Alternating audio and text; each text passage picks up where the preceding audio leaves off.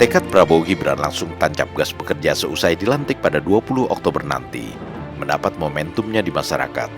Selain program-program prioritas masa kampanye yang harus direalisasikan, sejumlah persoalan mau tidak mau dihadapi secara khusus dan solusi cepat. Pengangguran di kalangan Gen Z adalah persoalan di depan mata yang harus ditanggapi segera.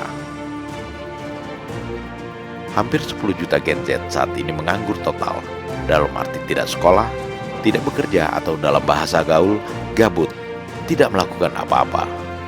Data Badan Pusat Statistik atau BPS melaporkan, 10 juta Gen Z itu berusia antara 15 hingga 24 tahun. 5,7 juta adalah perempuan muda, dan 4,2 juta adalah laki-laki muda yang sama sekali tidak punya aktivitas apa-apa.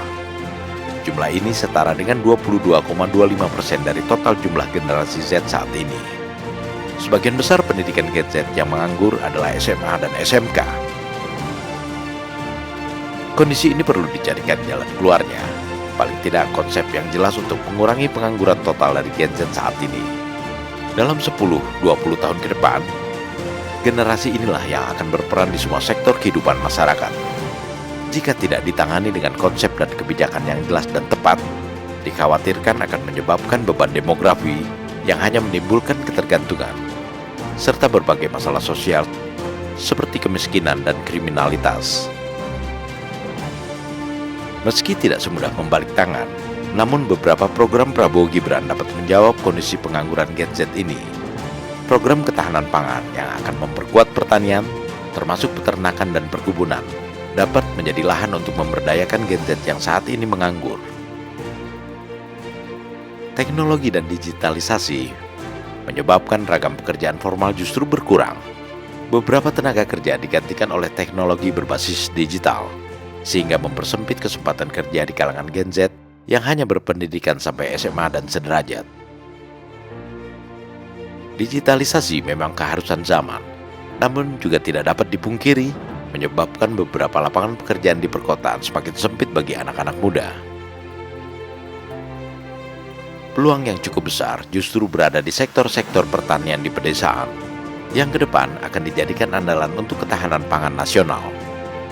Dalam konteks ini, pemerintahan Prabowo Gibran mungkin dapat memberdayakan pertanian sehingga menyerap tenaga kerja muda, baik pertanian yang menggunakan teknologi dan inovasi digital, maupun pertanian yang benar-benar mengandalkan tenaga kerja langsung. Tentu saja, tidak semua Gen Z dikerahkan untuk pemberdayaan pertanian.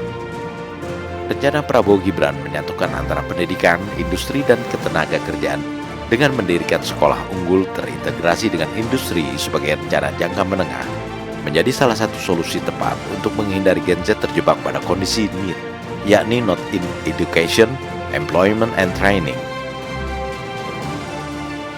Tidak setiap saat sebuah negara mengalami bonus demografi, yakni di mana komposisi penduduk berusia muda dan produktif lebih besar daripada penduduk berusia tua. Indonesia saat ini tengah mengalami kecenderungan masyarakat dengan komposisi penduduk yang semakin muda. Menurut BPS pada tahun 2030, 64% atau 297 juta penduduk Indonesia berusia produktif, antara 15 hingga 64 tahun. Sementara banyak di negara-negara maju seperti Jepang dan Cina, saat ini komposisi penduduknya semakin menua.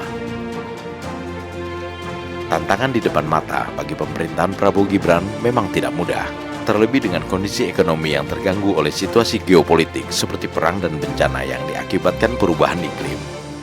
Namun, memberdayakan anak muda sekaligus membangun pertanian sebagai basis pertahanan pangan nasional bisa menjadi bagian dari jawaban untuk menikmati bonus demografi di masa depan.